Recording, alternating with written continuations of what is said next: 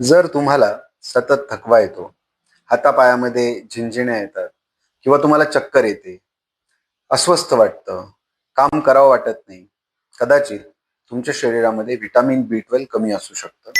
आणि ही कमतरता जर दुर्लक्षित केली तर आपल्याला ॲनिमिया किंवा मग आपल्या नसांचे नर्व्ह प्रॉब्लेम्स हे होऊ शकतात. म्हणून आज आपण व्हिटॅमिन B12 वाढवण्यासाठी कोणत्या 5 सोप्या सोप्या पद्धती आहे, त्या जरा विचारात घेऊया. दूध आणि दूधजन्य पदार्थ आपण घेऊ शकतो. दररोज दूध, दही, ताक, कधीतरी पनीर घरी बनवलेलं असेल तर उत्तम. अशा पद्धतीने अशा नैसर्गिकरित्या आपण व्हिटॅमिन B12 वाढवू शकतो. विशेषतः शाकाहारी लोकांसाठी हा व्हिटॅमिन B12 चा चांगला स्रोत आहे. त्याच्यामध्ये पण दूध, तूप याचं प्रमाण जास्त असावं. कधीतरी फर्मेंटेड इडली, डोसा, ढोकळा इत्यादी गोष्टी आपण घेऊ शकतो.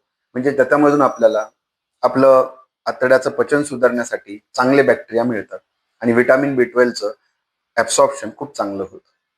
तिसरी गोष्ट म्हणजे सूर्यप्रकाश आणि पचन सुधारणा करणं गरजेचं आहे. आयुर्वेदानुसार पचनशक्ती म्हणजे अग्नी हा मजबूत असणं खूप महत्वाचं आहे. पचन जर चांगलं असेल तर शरीरातील न्यूट्रिएंट्स हे नीट शोषून घेतले जातात, ज्याच्यामुळे व्हिटॅमिन B12 चाही उपयोग व्यवस्थित होतो. चौथी गोष्ट म्हणजे योग्य आहार. नॉनव्हेज खात असाल तर अंडी, मासे, चिकन हे व्हिटॅमिन B12 चे चांगले स्रोत आहे. आणि जे लोक नॉनव्हेज घेत नाही त्यांनी मग दूध, तूप, फळभाज्या ह्या जास्त घ्याव्यात. पालेभाज्यांपेक्षा फळभाज्यांचं प्रमाण आपल्या डाएटमध्ये भरपूर असावं. पाचवी गोष्ट, डॉक्टरांच्या सल्ल्याने सप्लिमेंट जर शरीरात B12 खूपच कमी असेल तर आपण व्हिटॅमिन B12 चे सप्लिमेंट्स किंवा इंजेक्शन्स घ्यायलाच हवे.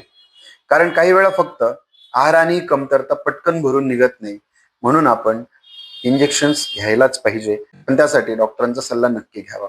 म्हणून जर थकवा, कमजोरी, चक्कर, हातापायाला मुंग्या येणं असं असेल तर नक्की व्हिटॅमिन B12 ची तपासणी डॉक्टर सांगतील त्याप्रमाणे करून घ्या.